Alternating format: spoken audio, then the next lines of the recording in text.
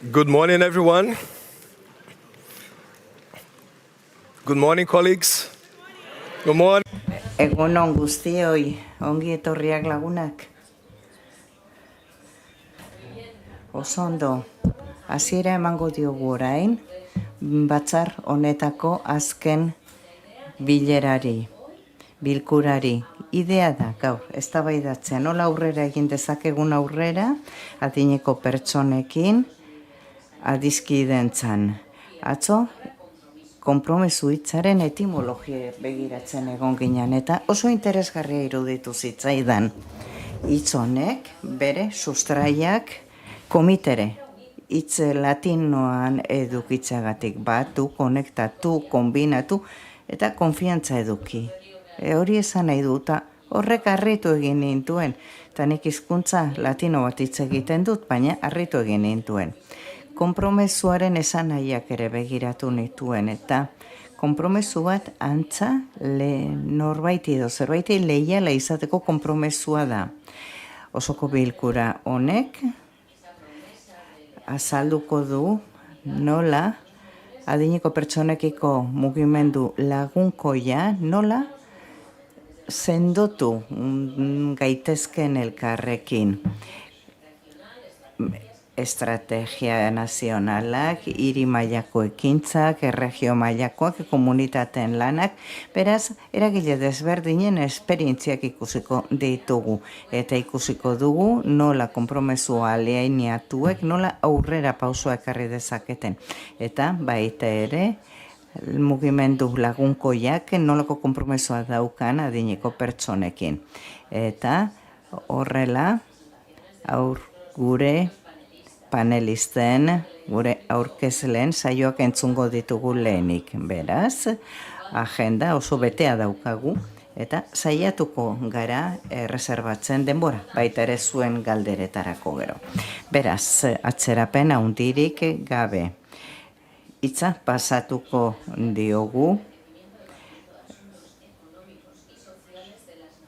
Nazio Batuetako Amal ordezkariari. Mundu mailan estatu kideek beren egin dituzte konpromesuak NIPA bezalako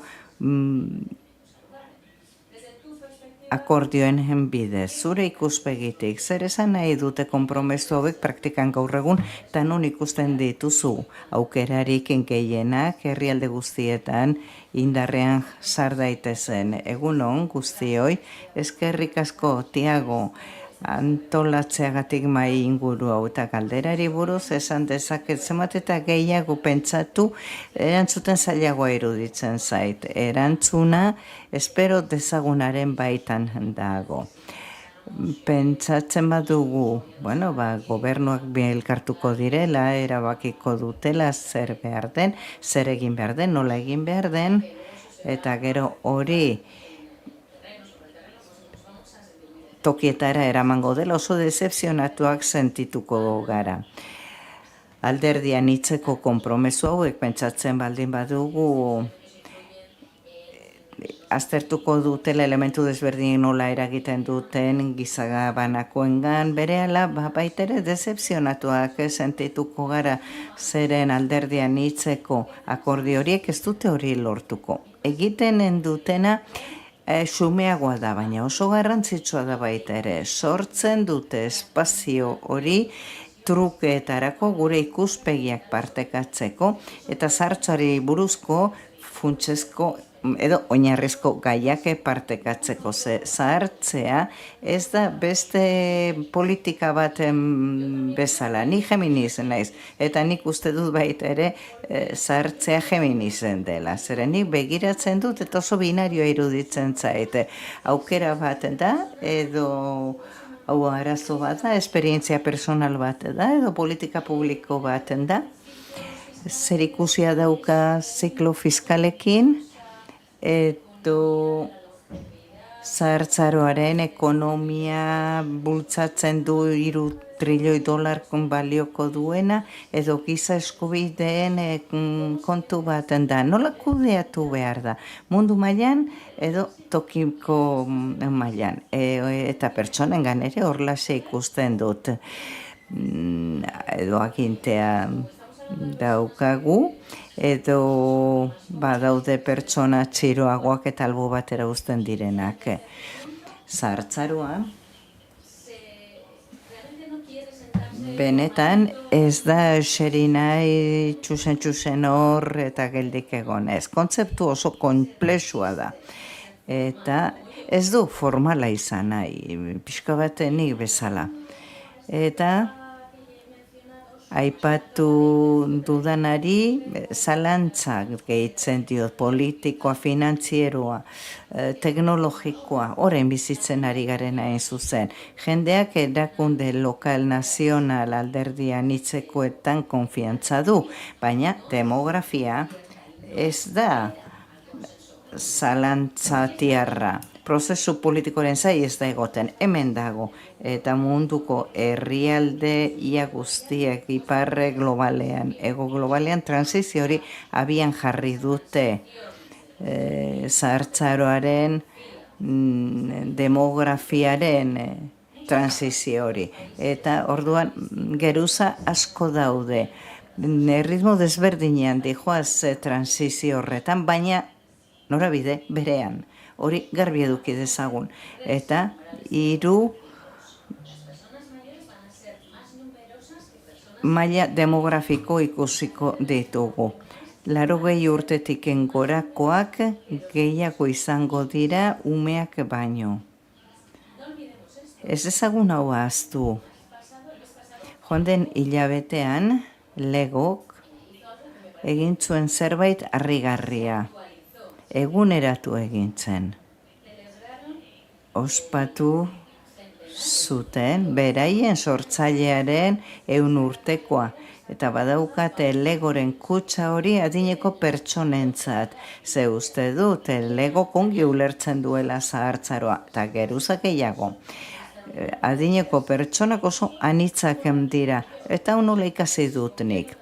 Egunero garraio publiko hartu, nere semearekin txikiagoa zenean, ikastetxetik jasotzen nuenean, autobusa hartzen nuen, lehenengo postuak libre uzten nituen, erabili nahi dituzten beste pertsonentzat uzten direlako, eta ni ondorengo eserlekuetan esertzen nintzen. Autobusa oso bizkor ateratzen da, eta niri erakutsi zidaten, nire eserlekua adineko pertsonei uzten, baina New Yorkekoek beste lezio batzuk eman dizkidate. Pertsona batek eskerrik asko esaten dit, aulkia uzten diodanean, ez da ala? Beste pertsona batzuk esaten didate ez, eskerrik asko urrengo geltokian jaitsiko naizelako. Oso pertsona desberdinak daude, ez batzek esaten di, eske oraintxe ebakuntza egin didate belaunean, baina gero eseri bai, baina zutitzak kosta egiten zaiolako beste emakume bat, etorri zen takata batekin, eta aulkian eseri zen, eta esan zidan, ze ondo, eta horla takata hemen ondoan uzten dut, eta espazio gehiago uzten dut, belaunaldi desberdinetako pertsonentzat autobusa erabiltzen duten beste pertsona horientzat. Eta pertsona batek behin oio egin zidan, zergatik uzten didazu zerlekoa, zer pentsatzen duzu naizela niri aulkia uzteko, eta orduan galdetu nion, eseri nahiko zenuke? Eta orduan, gauza asko ikasi ditut, eta besterik gabe aulkia libre uzten dut, adineko pertsona bat pasatzen bada, erabili dezan galdetu beharrik ere gabe. Esperientzia hauekin guztiek niri pentsarazten didate aukeretan. Alegia, konpromesu hori praktikara eramateak zer suponitzen duen, edo suponituko luken. Pentsatzen dut, atzerantz bidaiatzen badugu, orain 25 urtera, adibidez, uste dut gauza asko pasatu direla. Eta elkarrizketa hau ja agendan zegoen, eta asko aurreratu dugu. lehentasun mailan agendan gora igo delako, asko igo da gainera. Eta uste dut, orain 25 urte herrialde honetan, Espainian, Madrilen, abiatu zela, gero etorri ziren iniziatiba batzuen hastapena eta sarea honi hasiera eman ziona.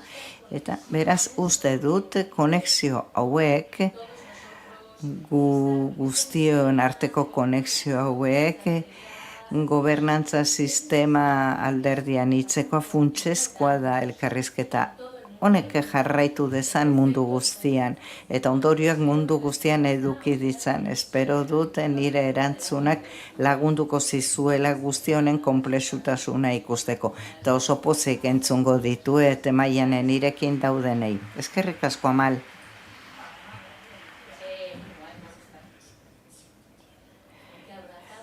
Bai, munduaren zalantzeitzak bezarkatu behar ditugu, bai, oso ondo, Amal. Bueno, konpromesu globaletatik lidergotza regionalera pasatuko gara. Eta horretarako Luis Shell Thomasen daukagu, ongizate zentro nordikoaren zuzendaria. Ezagutzen ez baduzue, zentro hau da gure ekosisteman afiliaturik berrienetako bat. Eta bera da, gobernuak lideratzen duen lehenengo afiliatua. Oso ondo, Luis, zuretzako galdera bat daukat noski. Zure esperientziarekin, zerk funtzionatu ongi orain arte lankidetza sustatzerakoan, herrialdeen arteko lankidetza sustatzerakoan, eta batez ere, zein dira zuen datozen lehentasunak lidergotza erregionala gehiago sendotzeko? Eskerrik asko, Tiago, eskerrik asko ongi etorri atsegin honegatik zarera, eta aurkeztu nahi dizueten nire zentroa eta esplikatu zer egiten dugun baso honen barruan, ja sortuta daukazuen baso honetan. Bai, aurkezpena funtzionatzen duen, bai, ongi ikusten da, ongi. Zein da? Guk hartzen dugun erregioa, 28 milioi pertsona hartzen ditu. Danimarkatik, adibidez, Groenlandiara arte dijoan. 0,1 lauko dentsitatea dauka Groenlandiak. Beraz, ikusten dugu alde handiak daudela. Hauek zifrak dira. Baina, gustatzen zait aurkeztea, ikus dezazuen zer nolako aldeak dauden erregio nordikoan bertan. Finlandia oso azkar zahartzen ari den herrialdea da, Europan gehien zahartzen ari den herrialdea da, eta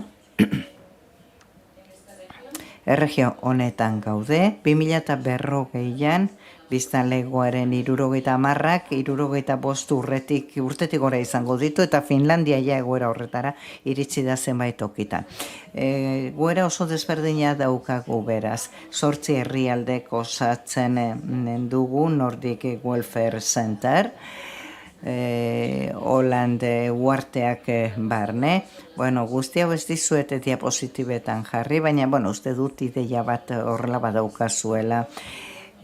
12 ministro dauzkagu, alor desbernietan lan egiten dutenak, eta zentro nordikoan ministroen kontseilu bat daukagu, lan egiten dugu asunto sozialetan, eta gai sozialetarako ministro nordikoa da kontseilu bat, 1971an lanean hasi zena, Helsinkiko itunak eman zion hasiera erakunde honi.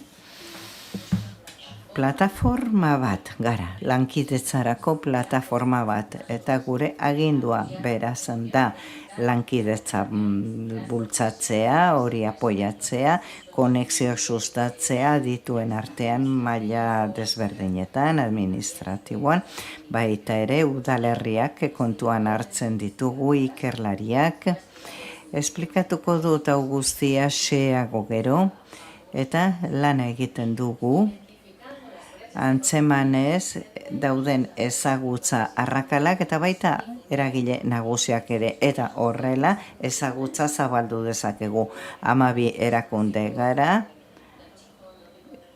ministroen kontseilu nordikoan, eta hor badauzkagu ikerketa erakundeak, biltzen dituztenak adibidez haziak bermatzeko etorkizunean existituko direla. Gure daukagun agindua da topak gune bat izatea, eragile asko elkartuko dituen leku bat izatea, erakunde bat izatea. Afiliatu berriak gara, badakizue, orain sare globalean gaude, hiri eta komunitate lagunkoiekin, eta guk 27 hiri dauzkagu barruan, nik pertsonalki lan egiten dut sartze gaietan, baina beste batzuk lan egiten dute elbarritasunarekin, gazteen erabekin eta bar. Nordic Welfare Center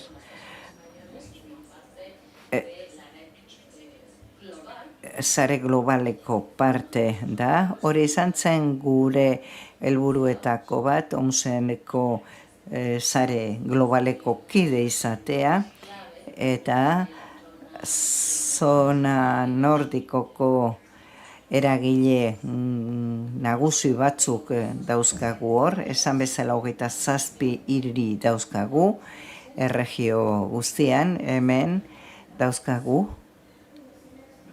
erregio nordikoa gozatzen duten herrialdeak, eta gure agintean iparraldeko ministroen kontseiluko lerro nagusiak jarraitzen ditugu. Zerbitzu sozialetarako berdintasuna, osasun mentala, bakardadea, pertsonei laguntza eman behar diegu bizitza osoa, osasungarri eraman dezaten, eta horregatik prebentzio eta iraunkortasun printzipioak dauzkagu. Ez daukagu lege bat, ez daukagu agintari nordiko bat behartzen gaituena gai guzti hauetan lana egitera. Ez da horrela, guk ez dugu horrela lana egiten, guk zentroan badaukagu agindu hau, baina ez daukagu agintaritza hori ere. Eta oinarritzen gara konpromezu borondatezko batean agenda honekin. Gure ikuspegitik beraz,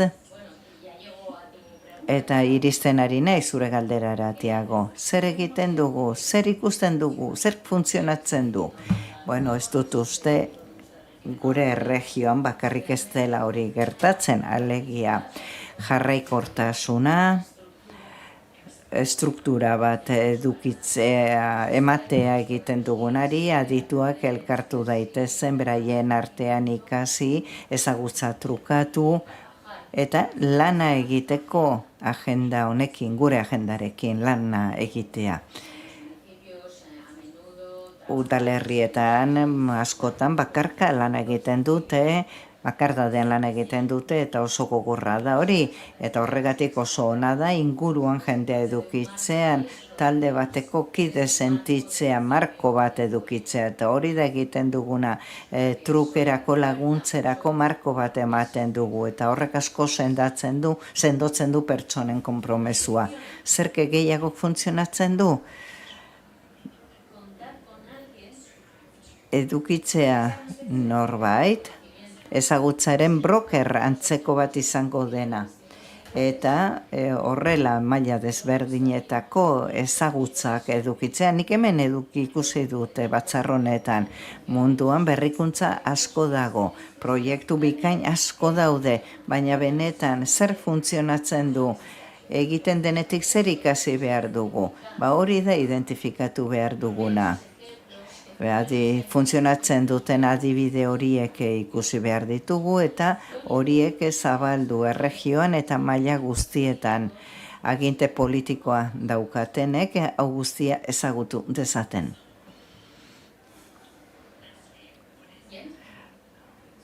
Ongi, Eta zeri ematen diogu lehentasuna afiliatu gisa? Gauza askotan zentratu gaitezke. Lehenik, ikusi nahi ditugu erregioan dauzkagun erronka estrukturalak. Guri langileak falta zaizkigu, adineko pertsonen zaintzarako adibidez, formazio gehiago, formazio maila handiagoa behar dugu. Eta horregatik ari gara orain aurrera eramaten proiektu bat, proiektu aurrerago dijoanean gehiago kontatu alko dizuet edo interesatzen baldin bazaizuen nirekin jar zaitezkete harremanetan. Badaukagu baita ere migrazioaren bidez irizen zaizkigun adineko pertsonak, ez dira talde homogeneo bat, ikusten dugu osasun erronka handiak daudela, baita ere bakardade mailakoak, egoera hau ezagutzen duzue. Eta egiten ari garena da, talde hau komatxo artean integratzea. Bat dauzkagu, zentzu honetan lana egiten dutenak, Noruegiako ordezkariak, seguru beraiekin lana egin ahal izan duzuela. Eta 5 hiri, sare honetako 5 hiri daude hemen ordezkatuak, eta egiten dugunari buruz askoz gehiago kontatu diezazkizuete. Eta bukatzen dute esanez, saiatzen gara egiten dugun guztia konektatzen, iparraldeko herrialde mailan, baina ni honetako foruetara etortzen naiz baita begirada zabaltzeko ikasteko zer egiten den nazioarte mailan. Egin nahi duguna zera da, lagundu modu esanguratsuan eta sistematikoan adineko pertsonei laguntzen dizkien iniziatibetan. Egiten dugun guztia ebaluatu ere egin behar dugu eta zentzu honetan espero dugu komunitate globalari gure ekarpena egitea. Eta hemen bukatzen dute, ez dute hemen bukatzen. Promo bat egin behar dut. Iparraldeko erregioan egiten dena ezagutzea gustatuko alitzaizueke.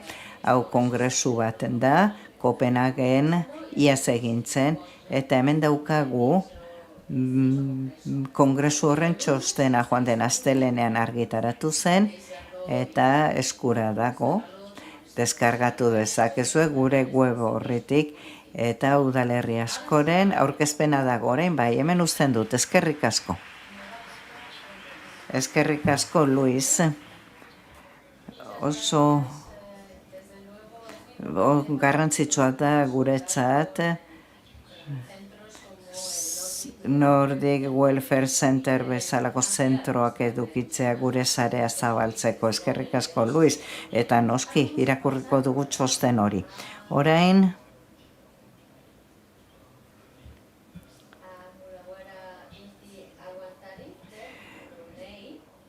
Unaguara binti aguantarif daukagurekin, Bruneikoa da bera, baita ere afiliatu nazionaletako bat berria da, Costa Rica eta Poloniarekin batera. Eta lehenengo herrialdea gure espazioko gehiengo musulmaniarra daukana. Ikusiko dugu zein diren emango diren urrengo pausoak, eta ikusiko dugu nola Bruneik asmoa duen bere ekarpena egiteko. Eskerrik asko, Tiago, eskerrik asko aurkezpen honegatik. Eskerrak eman nahi dizkiet, gonbidatu nauten guztieitik, Bruneitik nator munduko beste aldetik, 30 urte pasatu ditut bidaiatzen onera iristeko, baina oso pozik nago zuek guztiak ikusteagatik, eta onzi eskerrak bere laguntza guztiagatik. Urteetan zer, eskerrik asko Tiagori, eskerrik asko Kazeren Biso doktoresari, eskerrik asko izugarri lagundu digutelako, eta animatu gaituzte Brunei sare honetan sardadin. Eta hemen nago. testu inguru pixka bat Bruneiri buruz Googleen sar zaitezkete eta ChatGPTri galdetu, baina 250.000 biztanle dauzkagu, 300.000 Bruneitar lokalak dira, eta zuen herrialde eta erregioekin konparatuta gu gutxiengo bat gara demografiari dagokionez, baina demografiari dagokionez Brunei da munduko herrialdeetako bat, azkarren zahartzen ari denetako bat, eta egiatan 7 urtetan pasatuko gara izatetik herrialde bat zahartze prozesuan dagoenetik benetan herrialde zahar bat edo zahartu bat izatera. Komunitatei dagokionez, zer esan, gure konpromezuetako bat herrialde mailan zera da, nahi dugu aprobetsatu marketing soziala abian jartzeko zahartzari buruzko iniziatibak. Brunein, normalean, ukatu egiten den dugu zahartzen ari garenik, ukazioan gaude, ez dakit Brunein bakarrik gertatzen zaigun hori edo zuei ere gertatzen zaizue, beti iruditzen zaigu gazteak izango garela, zahartzea urruti dagoela, baina momentua iristen denean eta mundu erreala ikusten dugunean, ohartzen gara herrialde oso azkarari dela zahartzen. Eta afiliatu bezala, beraz, nahi dugu lana egin maila politikoan, publikoarekin esplikatzeko zer den zahartzearen gai hau eta zer diren komunitate lagunkoiak zeren Brunein hau kontzeptu berria da. Eta jendea ez dago familiarizatua kontzeptu honekin.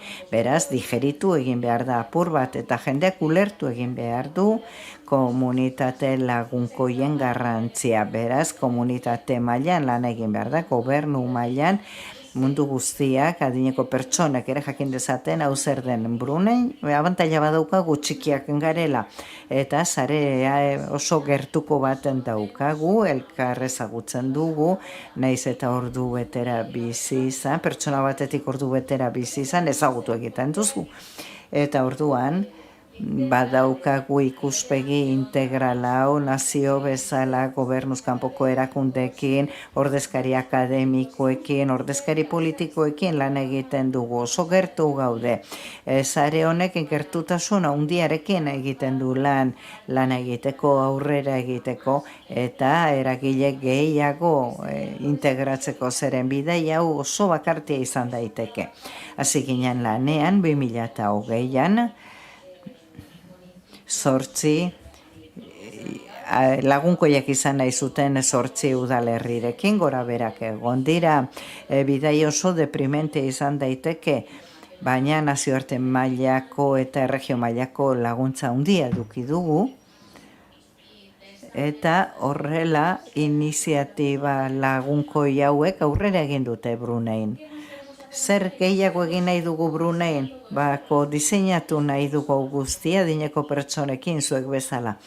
Brunein, azpiegitura mailan, sorte handia daukagu, hobetu behar ditugu gauzak noski zenbait alorretan, baina oinarri on batetik abiatzen gara. Brunein, konexio sozial asko daukagu, esan bezala gertutasuna daukagu, eta baitere oso gertutasun handia adineko pertsonen eta gazteen artean. Oreka baten dago.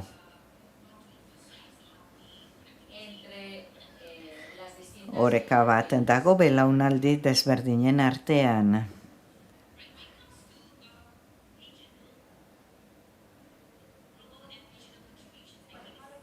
Orain, ikus ditzagun ze ekarpen global eta regionalak dauden uste dut gure egoera eta beste herrialde batzeetakoa antzekoa dela. Ezagutzak partekatu nahi ditugu. Elkarrengandik ikasi nahi dugu. Eta egiten duguna, guk egiten duguna Brunein, mentoria elkarrekin egiten dugu. Guk lan egiten dugu, gure auzokoekin, Malasia eta Singapurrekin, baitere lanean egon direnak alor honetan, beraz oso garrantzitsua da elkarrizketa bat edukitzea, beide berdinari ekiten ari diren herrialde hauekin, gero partekatu ahal izateko ezagutza hau praktika honak beste herrialde batzukin. Eta gero, hiri bikien programa bat daukagu. Hiri bakoitza, hiri guztiak dira desberdinak beren ingurunea, beraien errealitatea daukate, denak dira desberdinak, hori egia da. Baina, milaka hiriren artean egongo dira hiru agian oso antzeko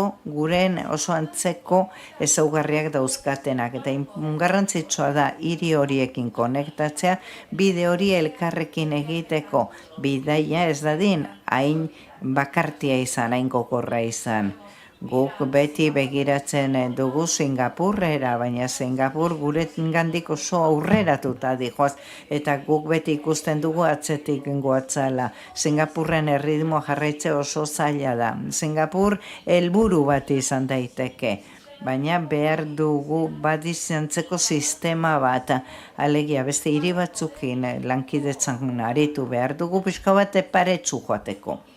Eta gero, lan egin behar dugu, baita ere, plataforma digitalarekin, badakigorre zer esan nahi duen, eta gero baita ere adimen artifiziala ere erabili beharrean gaude, zeren adimen artifiziala hor dago, onartu behar dugu, eta erabili behar da adimen artifiziala modu egoki batean, onurak eskaintzeko gure herrialdeari, aurre egiteko erronka desberdinei. Zahartzaroak erekin zerikusia daukaten erronkei. Herrialde eta hiri bezala prestatuta egon behar dugu aurre egiteko datozen mega joera hauei prestatuta egon behar dugu orain etorkizunerako. Erabiliaz adimen artifiziala erraztu dezakegu ezagutza trukaketa. Hizkuntza desberdinak dauzkagu, ezta? Denok hitz egiten ditugu hizkuntza desberdinak, eta lehenengo aldiz joan naiz kongresu batera euskera, portugesa, ingelesa, frantsesa, abar hitz egiten dira. Orain arte kongresuetan ingelesa bakarrik hitz egiten zen, eta hizkuntza muga horiek gainditzea oso garrantzitsua da. Askotan daude muga horiek, eta garrantzitsua da horiek gainditzea. Adimen artifiziala erabili dezakegu hori egiteko. Adimen artifiziala erabili dezakegu baita ere inklusibitatean aurrera egiteko. Adimen artifiziala erabili dezakegu hirientzako garrantzitsuak izan daitezken interbentzioak mai gaineratzeko. Eta gure eskuartzeak planifikatzen laguntzeko ere erabili behar dugu adimen artifiziala. Eta lankidetzak eduki ditzakegu adimen artifiziala planteatzen dizkigun arazoi aurre nola egin ikusteko. Adimen artifiziala hor dago eta horren lagun egin behar dugu. Eta erabili gure arazoetako batzuei aurre egiteko, erronkei aurre egiteko. Eta Tiago, honekin bukatu dezaket, eskerrik asko aukera honegatik, eskerrik asko. Bai, zuetako batzuk ez bazenekiten non dagoen Brunei, orain bai, ez da? Energia asko daukan herrialdea da, gure islaria bezalaxe.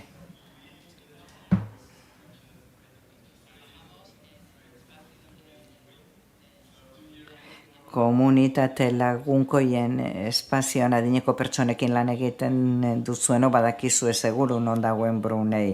Eta orain Nicola Waterways entzungo dugu adineko pertsonekiko estrategiarako Manchesterreko eremuan lana egiten du, eta aipatuko dizkigu ze pauso emango dituen aurrerantzean. Eskerrik asko, Tiago. Eskerrik asko aukera honegatik. Egun on guztioi. Eskerrak eman nahi dizkizuet zuei guztioi lehenik. Eskerrik asko zuen ekarpenengatik, azken egunetako ekarpenengatik, saio formaletan bai, baina baita saio zain formaletan ere, pasilloetako elkarrizketetan ere. Lehenengo aldiz etorri naiz kongresu honetara, nahiko berria naiz, eremu honetan, 7 urte bakarrik daramatzat eremu honetan lanean, zuetako asko urte gehiago daramatzazue. Eta benetan zoragarria da zuen pasioa gai honekiko sentitzen duzuen pasioa sentitzen zutea eta asko ari naiz ikasten hemen. Eta oso eskuzabalak izan zarete. Oro har, egiten ari garenari buruz Manchesterreko eremu metropolitanoan hitz egiteko aukera honegatik. Oso harro sentitzen naiz, egia da, Manchestertarrok oso harrosoaken gara, gure historian beti esaten dugu oso harro sentitzen garela, aldarri izate gustatzen zaigu, lan gauzak beste batera egitea gustatzen zaigu, bizitzako maila guztietan, baina batez ere aldaketa sozialean, eta hori sobera egiten ari gara eremu honetan ere. Aurten egin ospatuko dugu gure 10. urte hurrena. Alegia, adineko pertsonekin lagunkoiak izateko lanen 10 urte betetzen ditugu. Udalerri eta sektore publikoaren, gizarte zibilaren, ikerketa instituto desberdin eta sektore pribatua ere denon arteko aliantza bada, baina aliantza bat gehiago garrik esaten duen bezala, aliantza bat baino gehiago ekosistema baten gara. Koalizio oso zabal bat ari gara eraikitzen komunitate desberdinetan lan egiten dutenena, erakunde desberdinetan lan egiten dutenena. Oso eremu desberdinetan lan egiten dute adinekoentzat bizitza hobeago bat garatzeko 20 urte daramatzako alor honetan lanean, naiz eta aliantzak 10 urte bakarrik dauzkan.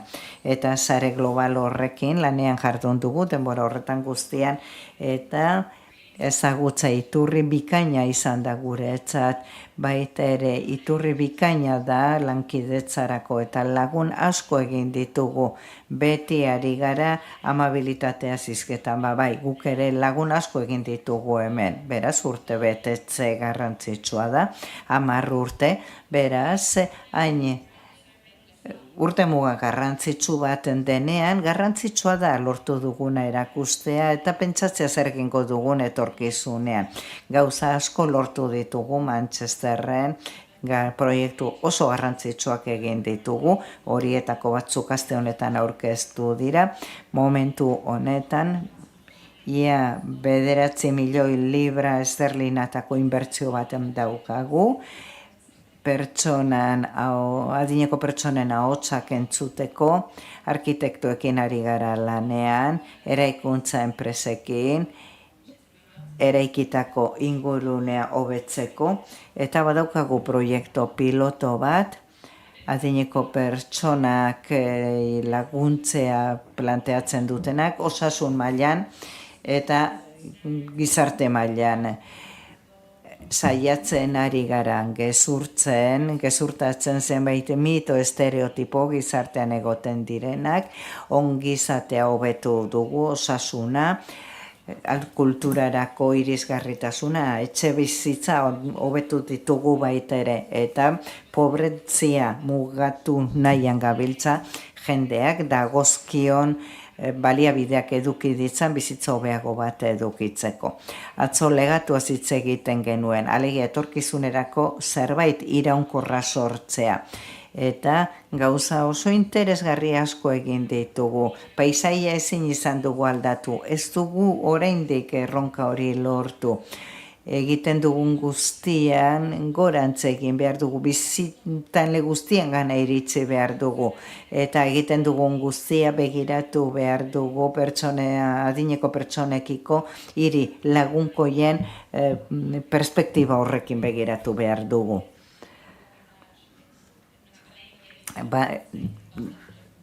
Bizi esperantza batazbestekoaren azpeitik da, Erresuma Batuan dagoen batazbestekoaren azpeitik daukagu guk. eta baita ere entzun dugun bezala, badauzkagu erronka global oso esanguratsuak aurrerago landu behar ditugunak, zatiketa desberdintasunak, larritasun klimatikoa eta teknologiaren abiadura eta adimen artifiziala izango dira gure erronkak, baina garrantzitsuena da badakigu sinisturik gaude etorkizunean egin beharrekoa elkarrizketekin jarraitzea dela. Hitz egin behar dugu jakiteko zer esan nahi duen gehiago bizitzeak, hobeto bizitzeak eta nola adaptatu egokitu egoera berrietara. Nahasi hauetan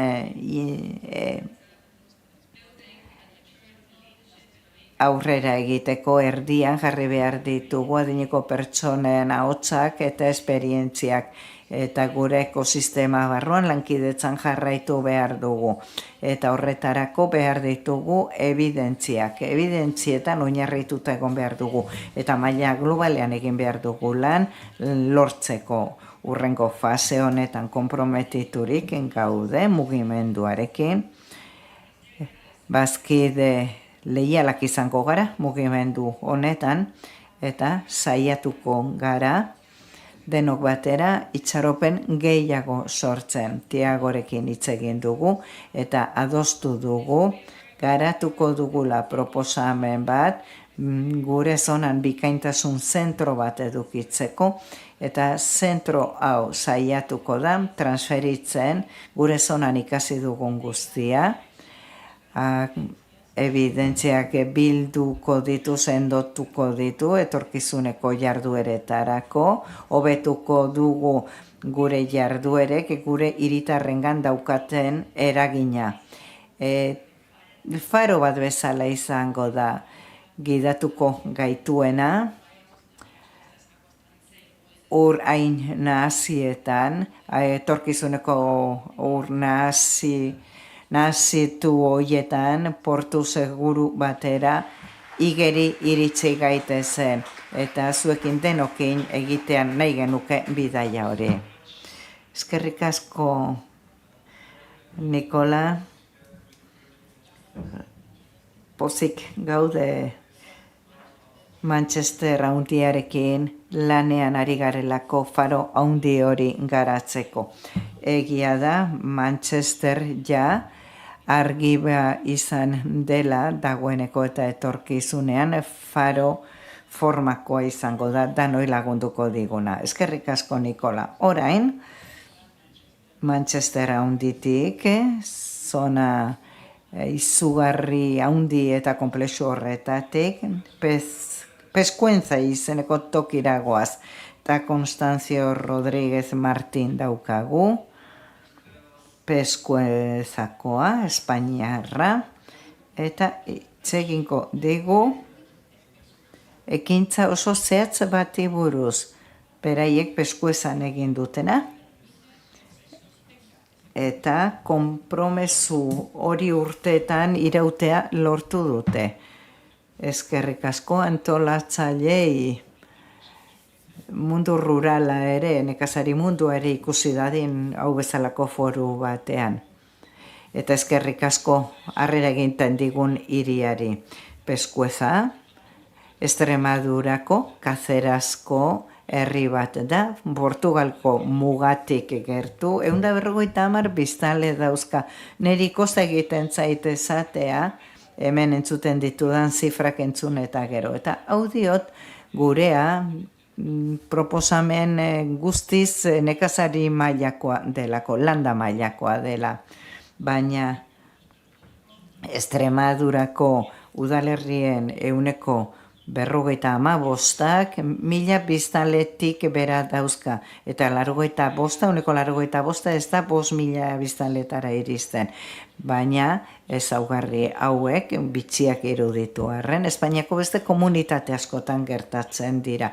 Beraz, landa proposamen bat da, komunitate txikientzat pentsatua, nekazarienak askotan, zeren landakoa ez da zerbait isolatua guretzat, landakoa jarraikortasun territorial bat da. Ezin duguna banatu bizi ditugun beste realitateetatik esaten denean 2 hamarkada barru sartutako biztanleen 30-35 egon garela, nik esan behar dut dauzkagu 50 urteen, 30, 50 eta 60arekin. Ezin dugu askoz gehiago itxaron. Larritasunaren zentzua bizkortu egin behar da, errealitate honi erantzuteko gure izan daiteke bai, baina hori da benetan interesatzen zaiguna.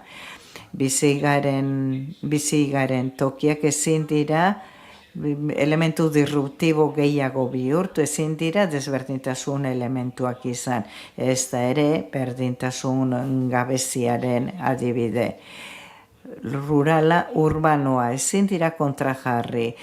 Gurea errealitate desberdin baten da. Eta horren buru direnek ez batute ulertzen oso poliki joango gara eta askotan arazo atzera ezinak izango ditugu. Pentsa daiteke gurea proposamen txikia dela, espazio txiki baterako, baina ez da. Ez da, zeren kolektiboki planteatzen ari garena, da elkarrizketa desberdin bat estatuarekin. Erreklamazio bat da, hiritartasun erreklamazio desberdin bat, eta baitere harreman eredu desberdin bat. Eta horri bakarrik kohesio pixka bat falta zaio, mugimendu bat zabalagoa izango dena. Gera zaitez gurekin. Izen hori jarri genion 2011 urtean gure proiektuari. Orduan bagenekielako errealitatea gainera zetorkigu dela, zahartzaro errekurso falta bihurtu zitezkela benetako arazo. Zertzen, zein planteatzen genuen helburua. Oso xumea zen 150 pertsonarekin, bilatzen genuena zen, bilatzea etzedila inor beharturi sentitu udalerritik joateko, zaintza faltagatik, zerbitzu faltagatik, hori zen gure helburua.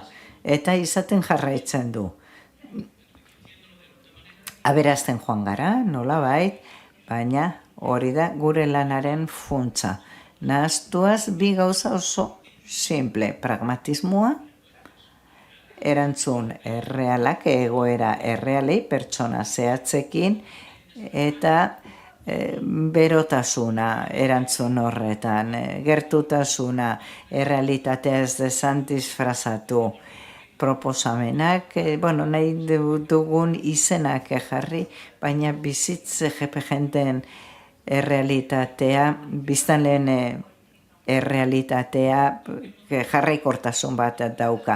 Abia puntua etzen ona, hemen deitzen genuen bageneukan eguneko zentro bat, eraikita zegoena, baina ezin zen zabaldu krisia zegoelako udalaren arazoak ekonomikoki horri aurre egiteko eta erantzunak eman behar genizkion. Eta nola adostasun osoa zegoen ezkero borondate politikoa eta komunitatearena elkartuta zeuden eta horrela formulak bilatu ahal izan genituen azken batean, erantzunak bilatzen ditugulako denok. Edozein tokitan, nik uste dut, baina batez ere udalerri txiki batean badago oreka bat, administrazio jabeti geldo motel bat eta araudi gabezi gabea edo gehiegi normalizatua. Kontua da berrikuntzarako espazio gutxi uzten dutela. Administrazio motel horreken onduan badaukagu merkatu enpresarial bat, oso dinamikoa, nik esango nuke erasotzailea ere bai, deskubritu dituelako zehalmenen dagoen zaintzen atzean, baina landa eremuak etzaizkio errentagarriak egertatzen. 15-20 erabiltzaile etzaizkio errentagarriak egertatzen. Eta gero, biztanlego sozialaren indarra daukagu hor. Baina gurean, hiri txikietan hori txikia da. Baina bi elementu gehiago, normalean gure planifikazioetan azaltzen ez direnak proiektuak egiten direnak eta nik uste funtsezkoak direla. Bata da, sistema ekoizlearen oinarria, nola komunitate hauek nekazaritza mailakoak dira, zona lehorretan, historikoki oso zigortuak gerrengatik, eta elementu kulturala ulertzea benetan,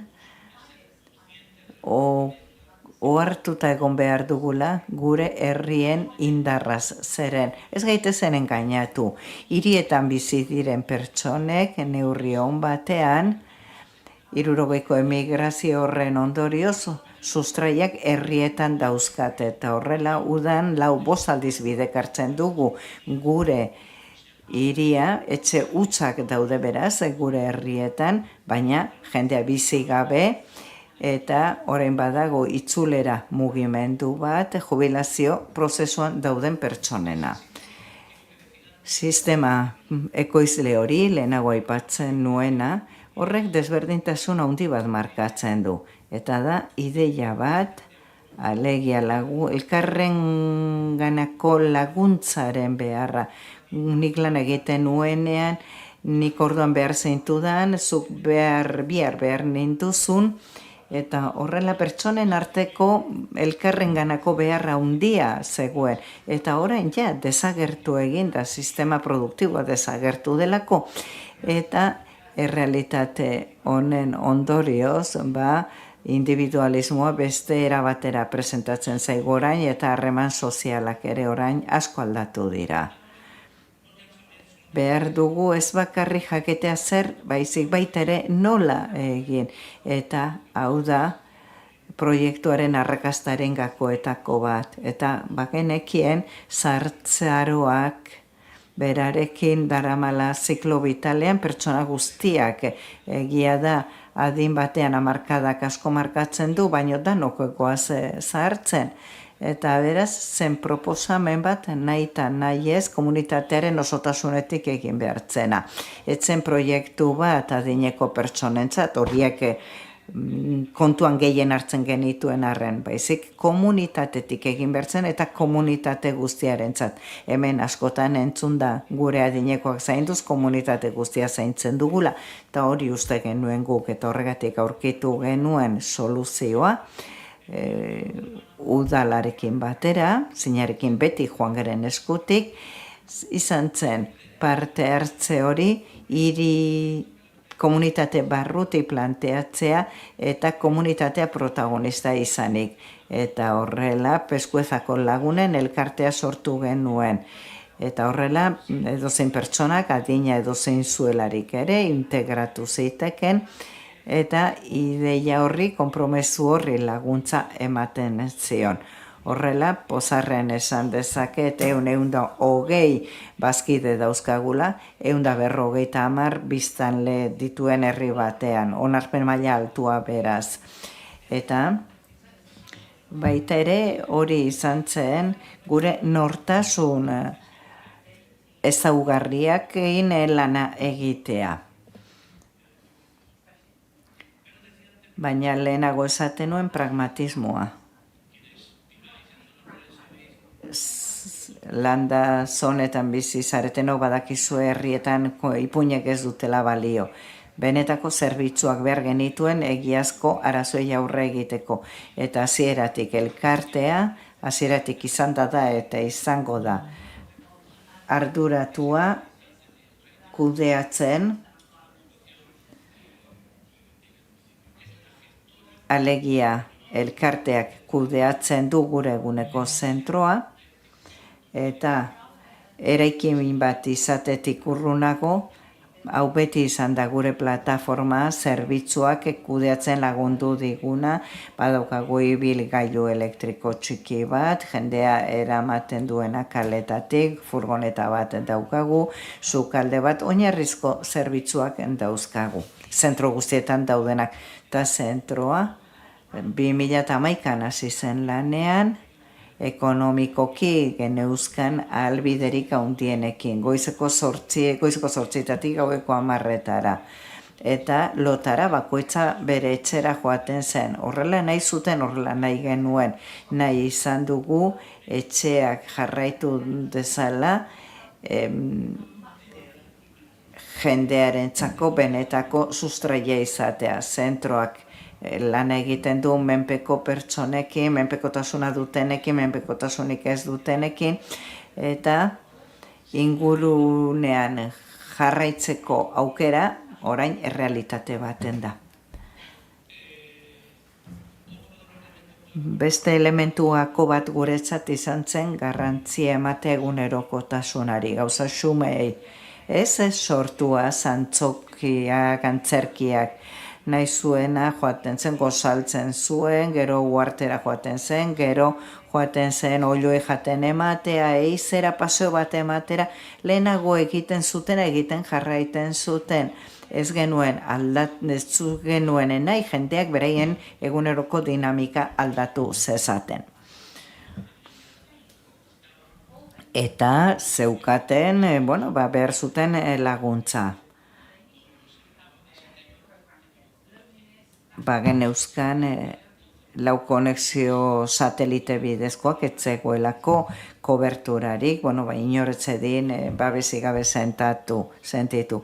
Eta beste bigakoak orain demorarekin baloratzen ditugunak dira. Akordio publiko elkartekikoa. Hasieratik, berriro diot tokiko administrazioa udala eta administrazioa eskutik joan gara. Elkarre behar dugulako ekonomikoki. Udalak behar zuen sentitu komunitatearekiko egiten zuena eta komunitateak behar zuen sentitu udala atzean zeukatela. Eta horrela izan da, horrela izaten jarraitzen du, eta azkenean konturatu gara 15 lanpostu daude. Ez dira asko, baina 150 biztanleko herri batean 15 langile edukitzea herriko eskualdeko enpresarik handiena da. Gurekin bizitzera etorri diren pertsonak dauzkagu, momentu batean telebista asko BBC, CNN, Danimarkako, Frantziako telebistakoak etorri ziren, bizitatu gintuzten, eta oihartzuna eduki zuen, eta jakin mina piztu zuen komunikabidetan. Eta ulertu genuen, azkenean politika soziala dela. Garapenerako sistemarik onena komunitate txiki hauentzat. Ez da egon behar enpresa eoliko bat etorri zain, zakizen bat euro usteko. Ez, lan egin behar da, sinisturik, nekazale ere muetan, zartzaroa aukera handi bat izan daitekela. Eta printzipio bezala beti planteatu genuen lana egitea komunitatetik eta denen onurako. Elkarrekin berdinak izateko helbidearekin, gure zerbitzu guztiak, gure lan guztiak laguntza bat dakarkie erabiltzaile guztiei. Hau erraza zen egiten, eta erraza gertatu da, baina ez da simplea. Gauza asko daudelako, planteatzera eramaten gaituztenak, onaren txarraren arteko muga horretan mugitu behar izaten garelako, baina zentroa segituan bihurtu zen baita ere herriaren bihotzean. Beraz, edozein ospakizun, belaunaldi artekotasunak rentzako toki bat ere bada.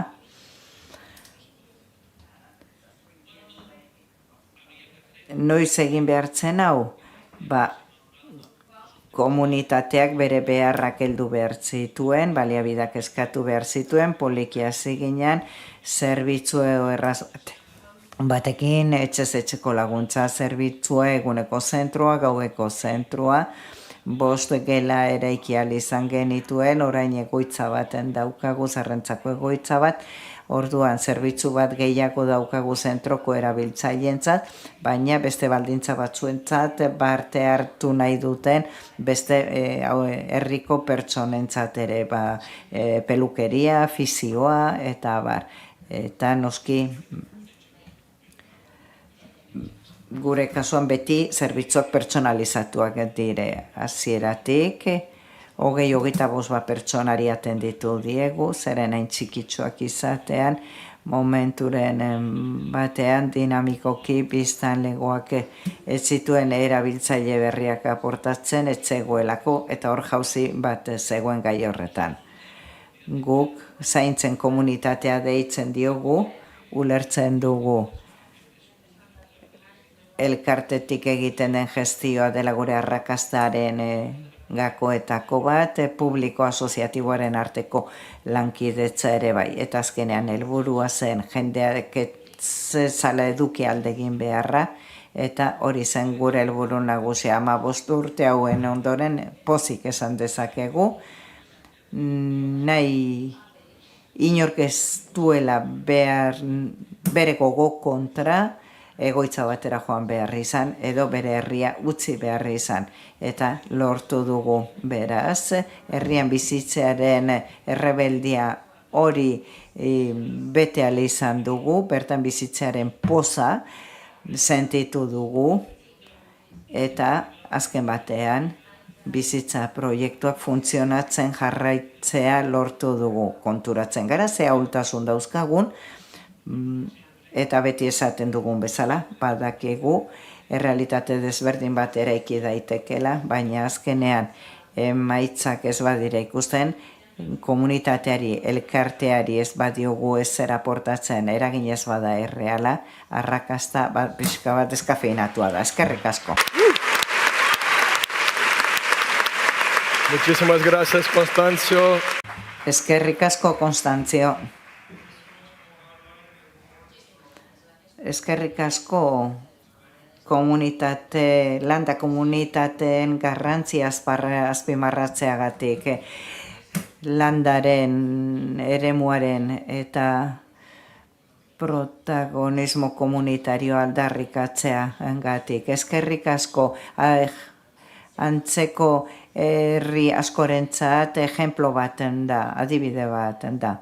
Mundu osoko komunitate txikientzat. Eskerrik asko, Konstantzio, eta orain gatozen ikustera mundu akademikoaren garrantzia. Hemen unibertsitateen ordezkari asko daude, eta jakin nahi dugu zer egiten den maila akademikoan, eta horretaz hitz egiteko gonbidatzen dugu Tamer Mohamed Susha, Arabiar Emirerri Batuetakoa, Sharjah Unibertsitateko ordezkaria. Tamer, lan estua egin duzu.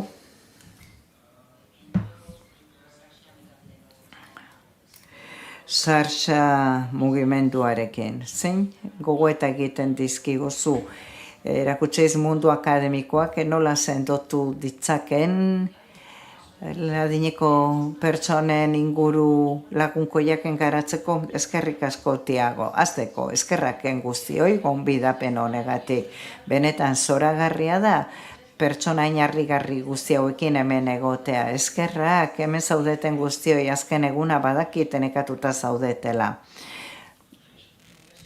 Nazioarteko kongresu batean gaude eta nazioarteko lankidetza hitz egiten dugu. Nik uste dut beste esperientzia batietatik asko ikasten dugula. Nik gaur ikasi dut adibidez zu Geminizarela. Eskerrik asko partekatzeagatik. Helburu berdina partekatzen dugu adineko pertsonentzat inguru lagunkoiak nahi ditugu osasuntsuak, parte hartzaileak, konprometituak izatea nahi dugu. Pozik egon daitezela pertsona horiek. Bizitzan konpromesu bat edukitzea nahi dugu. Hori da garrantzitsuena eta kultura desberdinetatik gatoz, herrialde desberdinetatik bakoitzak geure erara egiten ditugu gauzak. Perspektiba desberdinak dauzkagu zartzaroaz hitz egiten dugunean. Hau ez da kafea guztientzat. Sharjah Unibertsitatean bapatean konturatu nintzen, bazegoela gobernuaren bulego bat, hiri lagunkoientzat, zeren Sharjah hiri lagunkoi bat zelako eta jakin nuenean, hurbildu egin nintzen bertara, eta interesatu nintzen jakiteko abertzek finantziazio daukaten, ze iniziatiba zeramatzaten. Jakine izan nuen baita ere, zemateraino diren eraginkorrak iniziatiba horiek. Eta hor hasi ginean hitz egiten. Hizketaldi batiekin genion hor.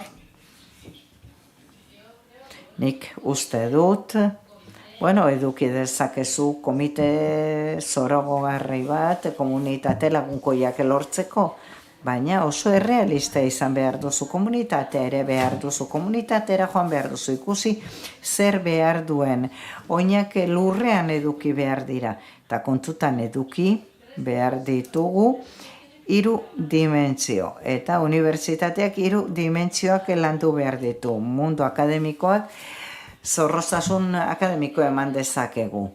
Modu errealista batean ulertu dezakegu egiten duguna datu ikerketa analizien bidez. Hor erreminta asko daude. Baita ere, eraldatu dezakegu hau evidentziatan, politika eta gomendioetara iristeko, eta horrela tiroa zuzenago jotzen dugu. Eta 3. Gaitasuna sortu dezakegu, profesionalak formatu ditzakegu mugimendu honetan lan egiten ari diren nahi prestakuntza eman diezaiekegu behar dituzten gaitasunak eduki ditzaten. Eta horrela lana egin dezaten hobeto. Ikusi nituen iniziatibei dagokionez, gauza asko zeuden, pentsatzen dugu adibidez, behar dugula agenda komun bat komunitatean. Ikusi behar dugu komunitateak zer behar duen, eta honetaz konturatzerakoan lanean hasi ginen, ideiak partekatu genituen 5 ikerlariren artean eta gomendioetara iritsi ginen. Egin genuen beste gauza bat. Izan zen, ohartu ginen ezin genuela bakarka lana egin. Hau ez da pertsona individualen kontua, lankidetzan jardun behar dugu, nahita eskoa da osasun, zientziak, garraioa, teknologia, dimentsio guzti hori ekartzen ditugu gure lanean, ikuspegi global bat behar dugu, puzleak enkajatzea behar dugu. Orduan guk gure lanarekin egin duguna izan da hotza ematea, eremu bakoitzean dauden pertsonak elkarrekin lana egiteko, lankidetzan jarduteko eta horrela disiplina arteko ekipo bat osatu dugu, lantzen dugun zutabeetako bakoitzean. Baita ere konturatu nintzen bazegoela belaunaldi arteko arrakala bat. Gazteek ez dakite asko adineko pertsonei buruz. Benga esaten duzu, 20ekin sartzen zara, iristen zarenean ikusiko dugu. Gure mundu alderdi horretan, sartzen etxe bakoitzeko kide bat, pertsona bat, adineko pertsona da, eta hau kudeatzen dugu alderdi erlijiosa batetik, laguntza ematen zaio, baita laguntza medikua ere, baina pertsona horiek independienteak izateko eskubidea daukate, beraien erabakiak hartzeko, gizartean parte hartzeko eskubidea daukate, beraz, aldatu egin behartzen hori, arrakala hori gainditu beharra zegoen. Espazio hori salbatu beharra zegoen, belaunaldi gaztenen arteko arrakala hori gainditu beharra zegoen, eta eremuan esperientzia zeukaten pertsoneak bildu behar genituen, eta horrela, poliki, sortu zen jakituriaren kontseilua deitu genuena non partekatzen den ezagutza eta esaten den guk erabaki hau hartu dugu iniziatiba hau eramateko. Eta nola funtzionatzen du? Zergatik egiten da horrela? Zer hartu zen kontuan? Unibertsitatetik baita ere implikatzen ditugu gure ikasleak eta hor ideia bikainak sortzen dira, batez ere teknologiaren bidez. Koreako unibertsitate batekin eraman genuen aurrera proiektu bat, eta hortik sortu zen patente bat, tresna batena erorketa arriskua saiesten zuen, oso interesgarria. Eta ikasle batek martxan jarri zuen, ikasle batekin garatu zuen, bere amona erori eta aldaka utzi zuelako. Hor unibertsitatea eta komunitatea elkartu behar ditugu, eta elkartzen baldin baditugu denbora asko aurreratuko dugu. Unibertsitatek finantziazioa daukate, gure laboratorioak dauzkagu, eta hori batzuetan ez dago presente komunitatean. Ez da ulertzen bizitzen komunitatean. Eta orduan laguntza behar da ulertzeko elementuren bat. Orduan ikertu egiten dugu eta horretarako gure bitartekoak erabiltzen ditugu adineko pertsonei esplikatzen diegu zergatik gertatzen den hau edo bestea eta horrela ere denbora eta diru aurrezten ari garena. Talde bat bezala lan egiten dugu. Oso ondo funtzionatzen duen talde osatzen dugu. Helburu komun bat daukagulako adineko pertsonak egiten dugun guztiaren erdigunean jartzen ditugu. Ez da aldrebes, ez dugu gure ikuspegitik ikusten, inolaz ere ez adineko pertsonak erdigunean jartzen ditugu eta hortik lan egiten saiatzen gara. Omsen gidak hartzen ditugu eta ikusten dugu nola egokitu gure kulturara. Eta horrela bizkortzen dugu prozesu guztia eta egunera jartzen gara. Eskerrik asko. Eskerrik asko, Tamer. Xarxa dudarik gabe liderra da bere erregioan lehenengo hiri lagunkoia izan zen, erregioko lehenengo programa lagunkoia eta ikusten dugu asko ari zaretela lana egiten eta ekosistema oso bat sortu duzu. Mundu akademiko oso garrantzitsua da honetan. Eskerrik asko zure parte hartzeagatik. Oso ondo eta orain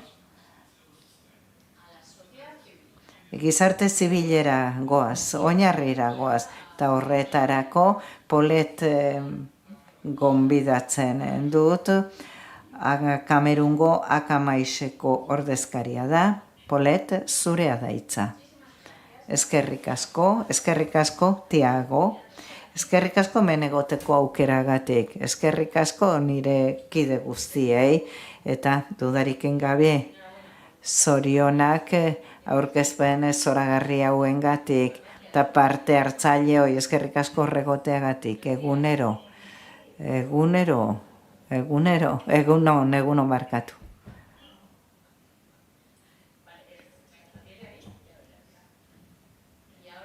Eta orain gaian sar gaitezen.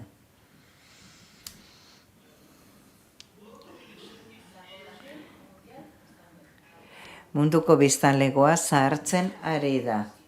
Eta aurrekaririk gabeko erritmoan egiten ari da. Ia 1.000 milioi pertsona zahartzen ari dira. 60 urtetik gora dauzkate eta portzentaia hori 2.100 milioira iritsiko da 2050 urtean. Ordurako adineko pertsonen 80% diru sarrera baxu eta ertainekin biziko dira, Kamerun bezala. Beraz, hau oso garrantzitsua da adineko pertsonen arazoi aurre egitea. Adineko pertsonak antolatu beharrean gaude, eta hau bereziki garrantzitsua da nekazal eremuetan. Komunitateek bermatu dezakete hartutako erabakiak benetako hobekuntza bilakatzen direla adineko pertsonen bizitzarako.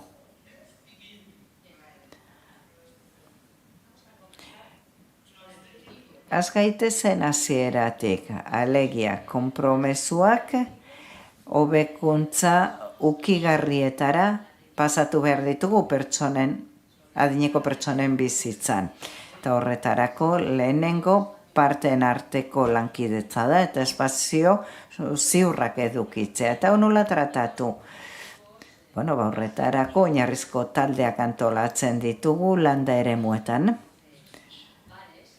Bikote taldeak, non egongo diren, elkarteak, elkarte komunitarioak, gobernuzkanpoko erakundeak. Honek guztiak aukera emango digu, adineko pertsonek elkar lagundu daitezen, esperientziak partekatu ditzaten, eta horrela nahi gabeko bakardadeari aurre egiten lagundu diezaieten. Hau da, abia puntua. Eta horrela, adineko pertsoneki aplikatu behar dizkiegu agenda lagunkoiak. Bigarrenik, antzeman behar ditugu dauden beharrak. Horretarako, kontutan eduki behar dugu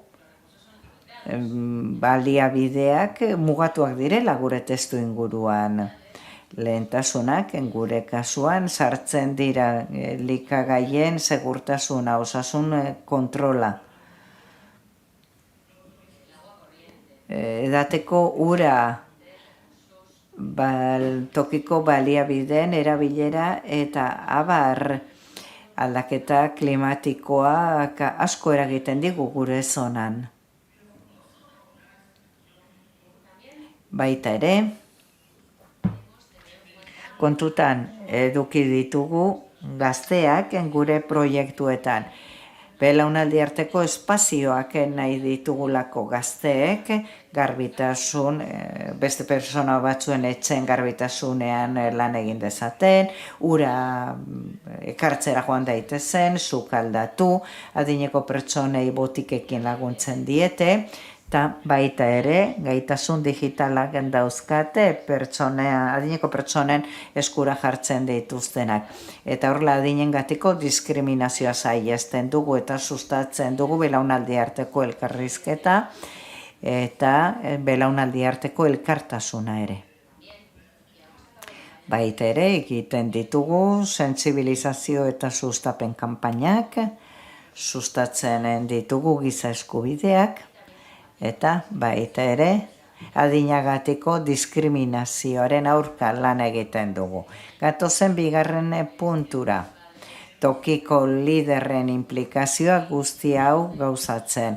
Hemen alkateak dauzkagu, udal kontseiluak, lider erlijiosoak, denek implikatuta egon behar dute eta parte hartu behar dute ekintzen diseinuan eta indarrean jartzen. Lortu behar ditugu baliabide ukigarriak komunitatean, gizarte zibileko erakundeak, oinarrizko erakundeek, lider soziala gonbidatu egin behar dituzte, beraien ekintzetara horien garrantzia erakusteko, eta erakusteko baita ere nolako eragina daukaten egiten dituzten gauza guztiak zahartzaroaren programa errealetan. Eta zahartzaroa komunitate osoarentzat onura bezala planteatu behar da. Pertsona adinekoentzako azpiegiturak onura dira, beste pertsona guztientzat, noski bereziki elbarritasunak dituztenentzat eta abarrentzat. Lan aman komunena da beste puntu garrantzitsu bat. Zeren, eragile desberdinen batasuna dakarrelako. Eta hemen noski talde lokalak, erlijiosoak, garraio, agintariak, gizarte zibileko ordezkariak denak sartzen dira hor. Eta idatzi sartu behar dira akordioak tokiko gobernuekin ekintzak egingarriak izan daitezen. Eta horretarako baita ere lankidetzan jardun behar dute tokiko agintariekin martxan jartzeko adibidez baratze komunitario bat. Eta nire aurkezpenaren bukaerara nator komunitateek, gizarte zibileko erakundeek, lider lokalek, paper garrantzitsua jokatzen dute adineko pertsonen eguneroko bizitzan batez ere, baliabide mugatuak dauden testu inguruetan, non oinarrizko iniziatibak elkartasuna eta aliantza lokala funtsezkoak diren aurrera egiteko. Eta ekintza zehatzak behar dira. Gu saiatzen gara guzti hau aplikatzen gure herrialdean, saiatzen gara benetan. Gainera, dauden legeak indarrean jartzeak adineko pertsonen eskubidetan oinarritutako nazio batuen akordioaren konbentzio horren alde egitea garrantzitsua da.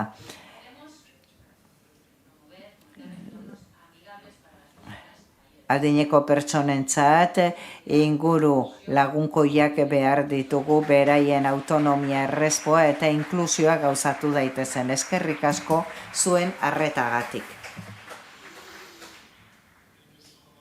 Eskerrik asko, Polet. Eskerrik asko egiten duzuen lan guztiagatik. Eta azpimarratu dituzulako gizarte zibilaren mugimenduak oso garrantzitsua da mundu guztian, oso garrantzitsuak dira aurrera egiteko. Eskerrik asko eta galderetara pasa aurretik nahi nituzke gonbidatu bi pertsona hemen ezkena tokira. Zeren hemen ez dugu bakarri konpromesua hitz egin behar. Konpromeso asko dago hemen ikusi dugun bezala. Baina baita ere aurrera pausoi buruz hitz egin behar dugu.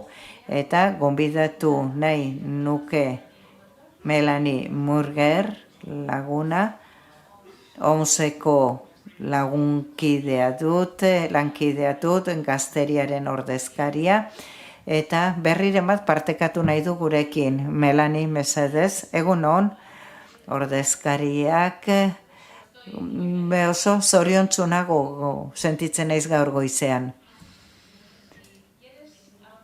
Azkar aurrera egin nahi baduzu, zoaz aurrera bakarrik, baina lurruti iritsi nahi baduzu, beste pertsona batzuekin bidaiatu behar duzu gaur jakitera ematen dut, badagoela beste udalerri bat gure sarearekin bat egiten duena. Afrikak 54 herrialde dauzka, 16.000 udalerritik gora. Eta gaur ospatzen dugu zerbait garrantzitsua. Badaukagu udalerri bat, Keniakoa, nire herrialdekoa, Kotika, konprometitu dena, bat egitearekin, sarearekin, eta oso azkarrari da aurrera egiten. Eta aurrera pauso horiek ez ditugu bakarrik ikusten Kenian, baizik baita Afrikan ere kontinente bezala, beraz, zorionak.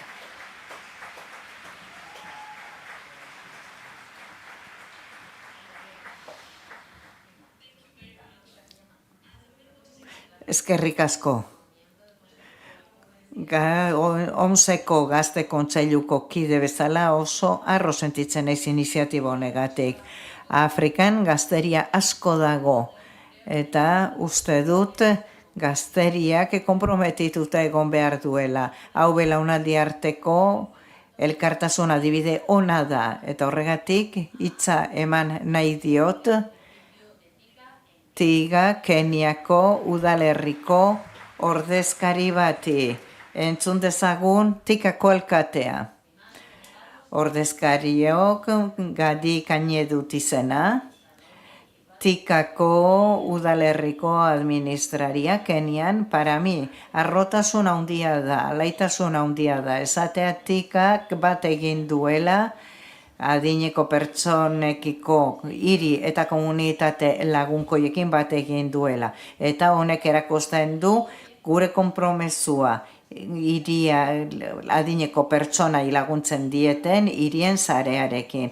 Tika, Kiambuko kondaduan konkatua dago eta zentro heziketa industrial zentro garrantzitsua da, 7.000 abiztale inguru dauzkagu, horien artean adineko pertsonak daude eta beraien ikarpenek paper garrantzitsua jokatu dute gure komunitatearen osaketan.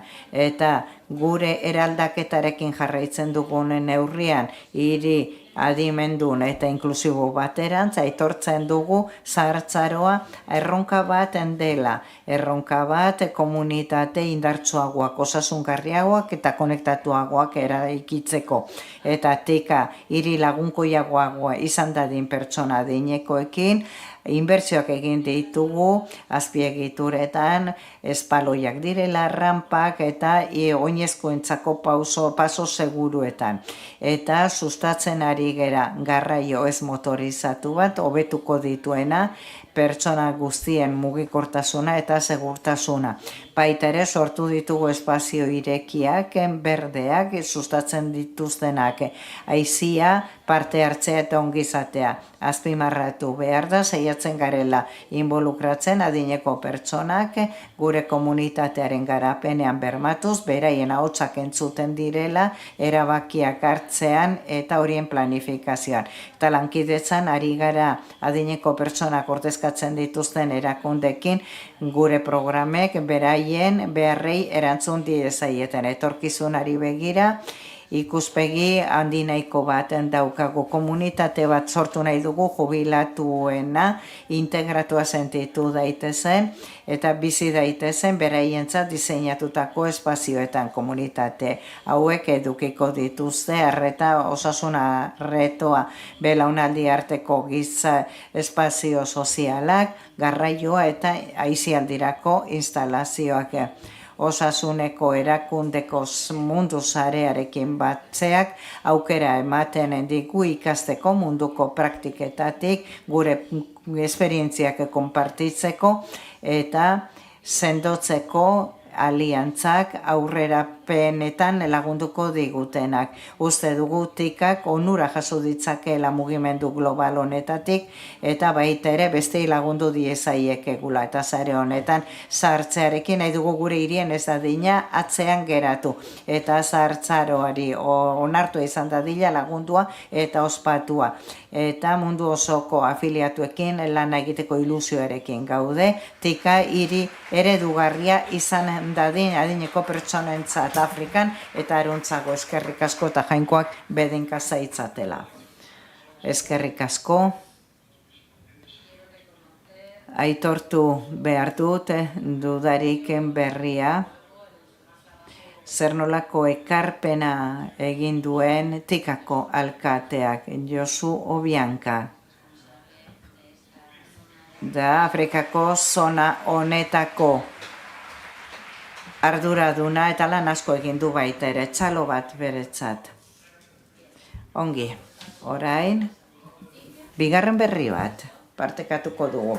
Ikusi dugu kongresu honetan ideia asko daudela. Non elkartu gaitezkeen etorkizunean ezagutza trukatzen jarraitzeko modu hain produktiboan. Atzo entzun genuen adibidez, kotxi oso komprometitua zegoela, bilera regional bat antolatzeko, ikusi genuen baita ere Zapopanek interesa zeukala, ospakizun Iberoamerikar bat antolatzeko, komunitatearen alderdi horretan, baita ere badakigu,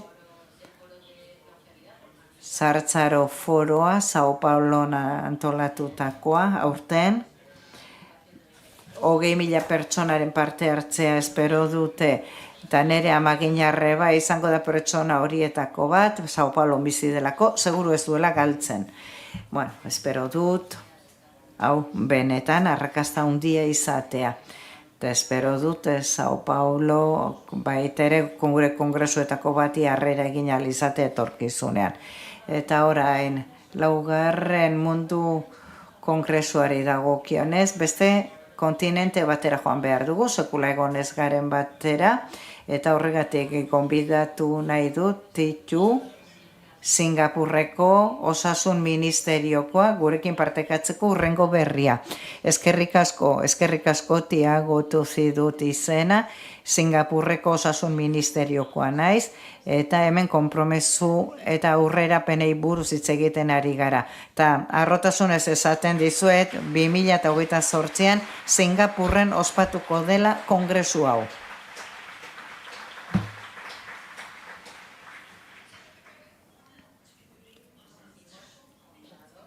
Horretuak sentitzen gara, noski, Dublinen, Quebecen, Donostian egon gara, hiri zoragarria da, eta noski pozarreen antolatuko dugu kongresu hau Singapurren, hemen dauzkagu nire lankideak oso motivatuak daude, eta ja elkarrizketekin hasita daude, saiatuko gara garatzen programa interesgarri bat, zuontzat guztiontzat, aniztasuna islatuko duena, eta aukera emango duena Singapurreko, Asiako, eta ekialde globaleko esperientzia partekatzeko. Eskerrik asko oso motivatuak gaude. Espero dut Singapurren ikusiko dugula elkar 2028an.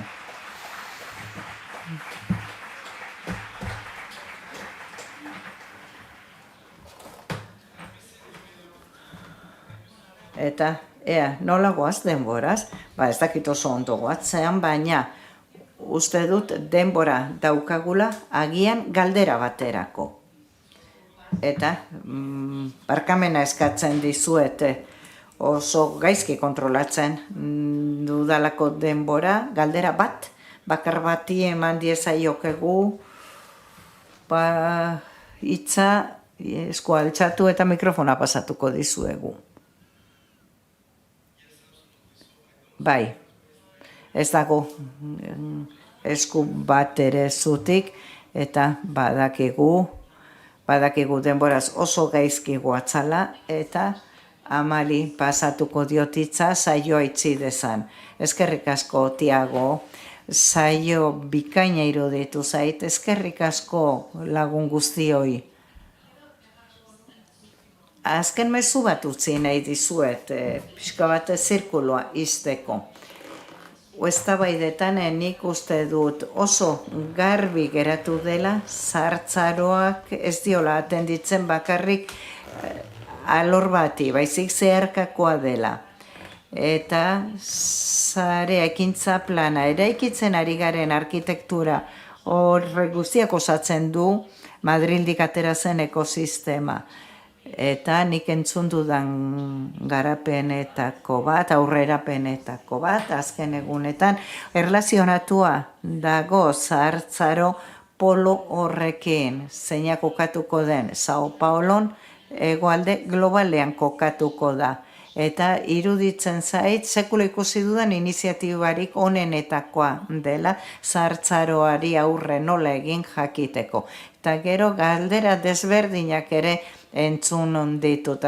Zer egiten ari gara honekin guretzat, behin eta berriz entzuten dut, eta Andrasko antropologoak behin esan zidan, iritsiko gara inflexio puntu batera, non aldaketa ez den izango agendan dagoen gai bat, baizik zentzu komuneko gai bat. Astebukaeraren kontzeptua bezala, asteburuaren ideia etzen sortu, gauetik goizera, prozesu zaila zen, nekeza, baina momentu batean iritsi zen inflexio puntu batara, non mundu guztiak egintzat jotzen zuen. Horregatik uste dut inflexio puntu horretara iritsiko garela, eta ordura arte lanean jarraitu beharra daukagu. Bueno, honekin bukatzen dugu osoko bilkura hau, ez bakarrik faro batekin ipar globalean, baizik badaukagu beste faro bat hegoalde globalean. Eta sorte pixka batekin faro gehiago edukiko ditugu etorkizunean. Lagunok bukatu aurretik, ohar batzuk eman behar dizkizuet, logistikari dagozkionak. Lagun bat etorriko da, orain zuekin partekatzeko, baina bukatu aurretik txalo bero bat gure izlariain bikainentzat.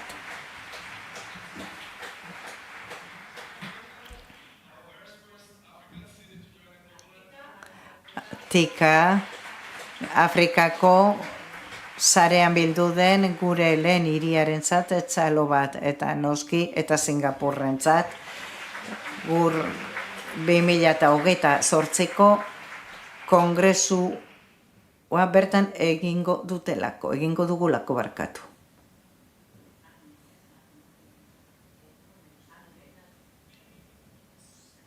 Bai, mesedez, talde desberdinetan banatu behar zaituztet, eta proiektatuko dugu, ezin da proiektatu, improvisatu egingo dugu, orduan ez da ezer gertatzen. Iragana ospatu dugu, orain aztertu dugu, baina orain etorkizunaz hitz egin behar dugu gure sareat, gure komunitate lagunkoietaz, eta gero kafearen ondoren, eztabaida taldeetan banatu behar dugu. Zainago ea saltzen den diapositiba hori, baina bitartean lehenengo taldea daukagu, gazteleraz eta portugez hitz egiten dutenentzat, Patrizia eta Flor dauzkagu, moderatzaileak, bereik izango dira, zuek hemen izango zarete bigarren taldea, Melanie eta Ina, ingeles iztunaren za, 8. aretoan egongo zarete, gero Pie, Olivi eta Marirekin, frantsesez, 3. aretoan, eta gero badago 4. tale bat, Pamela eta Fatmarekin, bulbilitzekoa postren aretoan egongo dena, eta baita ere ingelesez hitz egingo dute Nur eta Tome 5. taldean, 3. aretoan, frantses hiztunekin batera.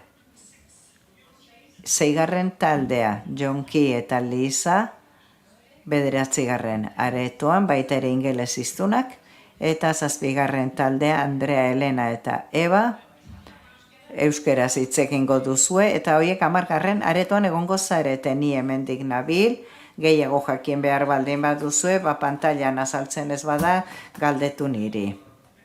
Emerit, eskerrik asko. Agian esan dezakezu aretoak hizkuntzekin.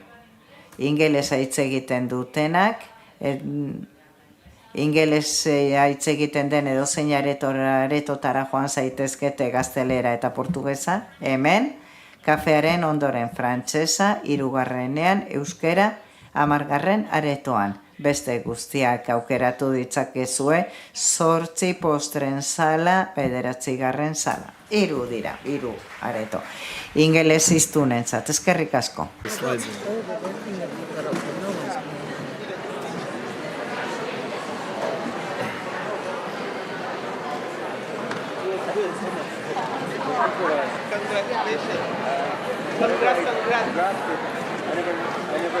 Muy bien.